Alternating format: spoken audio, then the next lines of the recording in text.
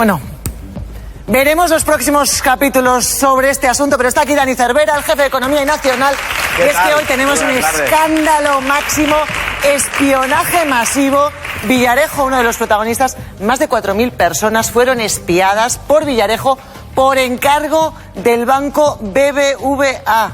Dani, no es poco, ¿eh? No es poco, no es poco. Villarejo lo bautizó como Operación Trampa y estamos, como tú dices, un escándalo de proporciones considerables, un espionaje a miles, se podría decir, de personalidades relevantes de nuestro país en el año 2005 y pagado por el BBVA para impedir que el presidente de entonces, Francisco González, se jugaba su cargo. Había una operación empresarial, pero vamos a ir para empezar por el espionaje, que es lo más grave, porque estamos hablando de un espionaje masivo, sin autorización judicial, ilegal, total. Y probablemente utilizando medios públicos. No olvidemos que Villarejo siempre se ha movido en esa frontera entre que soy funcionario del Estado, no lo soy. Sí. Entonces, depende de cómo me convenga. Vamos a ver más el tamaño, lo cuantitativo. Dale. Decimos, protagonista Villarejo, presuntamente a sueldo de Francisco González, 4 tipos de categorías de espiados: políticos, empresarios, altos cargos de la administración y periodistas. Fíjate tú, casi 4.000 teléfonos fijos, digamos, rastreados e investigados. Podríamos decir 4.000 personas, pero como hay móviles y fijos, quizás son menos, pero hablemos de miles de personas investigadas. 15.000 llamadas que fueron rastreadas y sistemáticamente estudiadas, incluso la localización. Así que, ¿quién fue víctima de estos rastreos? Vamos a ver esas 4 categorías. Hay algunos nombres que están claros. Primero, los protagonistas realmente de esa operación que ahora explicaremos. Por ejemplo, entre los políticos, Miguel Sebastián. Entonces, aún no era ministro de Industria, era el director de la Oficina Económica de Moncloa, con el presidente Zapatero. Rodrigo Rato acababa de salir del gobierno, estaba en el Fondo Monetario Internacional.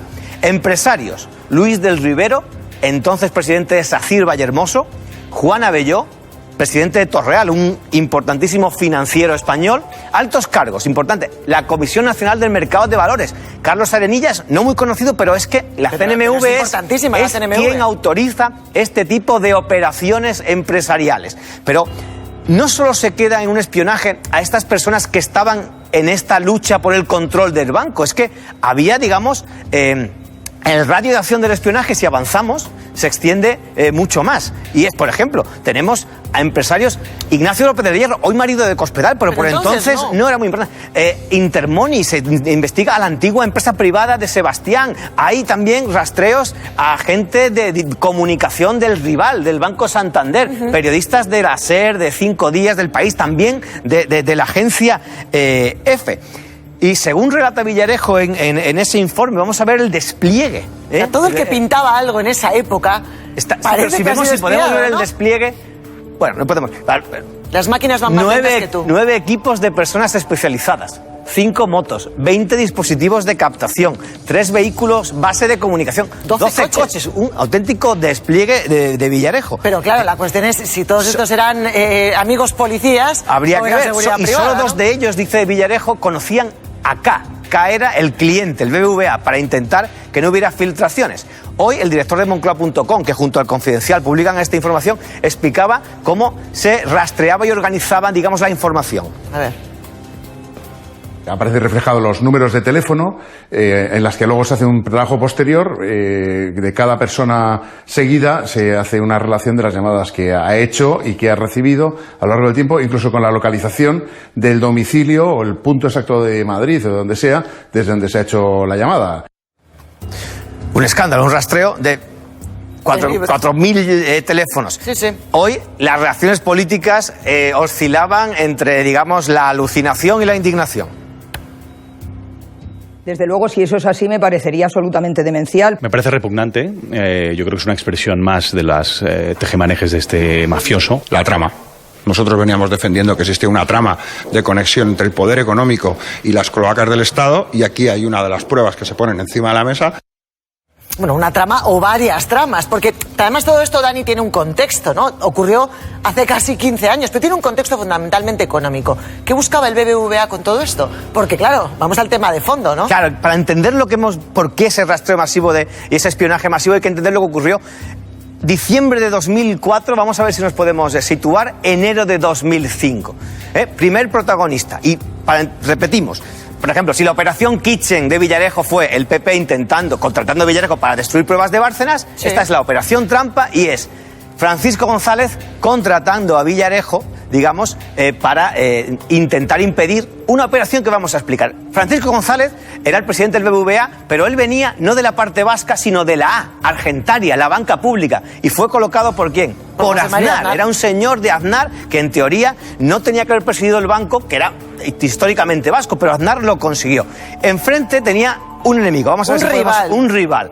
Luis del Rivero consiguió una constructora mediana, la metió en el IBEX 35 a lomos de la burbuja y se metió en el IBEX. Era una de las grandes, digamos, constructoras de la época. Y tenía un aliado, Miguel Sebastián, que veía con buenos ojos un cambio en la dirección del Banco Bilbao Vizcaya. Y lanzó el anuncio de un intento de compra del 5% del banco para intentar hacerse y cambiar la silla de la presidencia. Y entonces se contrata y aparece Villarejo con todo lo que hemos visto. Habitual. Pero es que si miramos en el archivo, esto fue un debate, digamos, político de primer nivel. Y hemos rescatado este momento de Rajoy y Zapatero en la sesión de control al gobierno.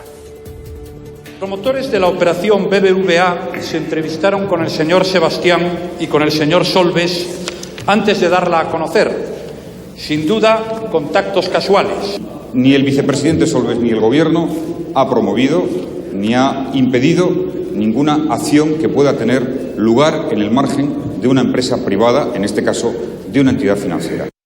Hasta el Congreso, era una noticia esto, de primer orden. Claro. Francisco González intervenía poco en los medios, pero la única vez que le preguntaron por esto, en público, le preguntaron, ¿se siente usted acosado por el gobierno? Diplomacia. Lo de acosado o no acosado es un juicio de valor que cada uno lo debe interpretar como quiera. Con este gobierno, las relaciones normales que debe tener el presidente de un gran banco privado con cualquier otro gobierno. Bueno, hoy sabemos que cuando decía estas palabras estaba pagando a Villarejo para intentar impedirlo con dinero de los accionistas y sin pedir autorización. Vamos a ver cómo terminó la batalla. Pues la ganó González, que ha sido presidente hasta hace unas semanas, y el perdedor. También es verdad que contaba con la oposición del Banco de España. El Banco de España todavía tenía un, digamos, gobernador nombrado por Aznar. No había llegado aún Fernández Ordóñez. Quizá aquello tuvo que ver, pero él consiguió ganar la batalla. La victoria fue para Francisco González, pero Dani, aquí hay algo más. O sea, sabemos los detalles del acuerdo al que llegaron el BBVA y Villarejo, el pago económico, quién dio la orden, no sé. Vamos a ver las pruebas publicadas por estos dos medios que hemos comentado, el contrato. Vamos a ver el contrato, que aparece. El que lo firma es, digamos, BBVA, en su nombre, el jefe de seguridad, Julio Corrochano. Y por parte de Villarejo es V&V, la V siempre rodeando de Villarejo, y el que firma es su abogado, Redondo. Y como decimos, hoy hay las cifras. Hasta le ponemos cifras. En el contrato se habla de casi 800.000 euros, pero las informaciones dicen que al final BBVA consideraría que se había subido a la parra, 500.000 euros es lo que se dice. Estamos hablando de 800.000 euros de hace casi 15 años. Casi nada, casi nada, viendo el despliegue. Pero hoy mismo en el Independiente, Julio Corrochano, el que firmó, el que era director de seguridad y antiguo comisario, lo ha reconocido. Ha reconocido al Independiente, dice, queríamos ver quién estaba detrás para defender al banco. No entran más detalles sobre... Pero reconoce el espionaje. Y en los variopintos audios que hay de comidas de Villarejo, en mayo de 2005, él mismo habla de cómo trabajaba para Julito, dice, el jefe de seguridad del BBVA. ¿Polito qué quiere? Pues un poquito de paripé, de toda la semana. ¿Qué hay nuevo? ¿Qué no sé qué? Venga. Es ahí una de las, digamos, frases que, en la que admite que trabajaba para el BBVA. Pero más pruebas de la guerra sucia. Digamos, esto es importante. Este es un documento de trabajo interno con su equipo de Villarejo. Y habla de el GIA, él es el Gabinete de Investigación y Análisis, frente al grupo hostil, que es como en el diseño de la operación se refiere a los espiados y pone incluso apodos. Bueno, eso es un clásico. Luis del Rivero, ¿no? Es Río, Miguel Sebastián es Miki y Juan Abelló, que aunque el control accionarial pudiera ser de Luis del Rivero, se hablaba incluso de que Juan Abelló era el hombre a presidir el banco. Era pues Ave. ¿Qué respuesta ha dado el BBVA? Pues hoy mismo, esta tarde, el banco por fin ha emitido un comunicado diciendo que abrió una investigación en junio. Es decir, cuando se inició la operación Tándem, y eso quiere decir que la abrió Francisco González para investigarse. No sé si entonces ya a sí mismo, pero es verdad que entonces se hablaban de otro tipo de investigaciones con Ausbank y tal. Pero a pesar de que Francisco González habría ordenado una apertura de investigación en junio, según el comunicado del BBVA, hace 2 semanas le preguntaron en una entrevista como de despedida en El País sobre los espinosos pagos de Villarejos y dice, para mí no tiene relevancia, dijo. Bueno. Si no tenía relevancia, no obstante, él abrió una investigación, según lo que nos dicen. ¿Tuvo conocimiento de los pagos? Dice, no, me entero cuando aparece la primera noticia. Dice, eran trabajos de inteligencia para defenderse. Hasta donde sé, las cosas se han hecho bien. Bueno, trabajos de inteligencia. Claramente, si encargó a Villarejo y le pagó medio millón de euros, no sé, ¿estaría defraudando a los accionistas? ¿Habría cogido dinero del banco sin autorización? ¿Qué consecuencias puede tener esto legalmente? Lo vamos a preguntar a nuestro experto en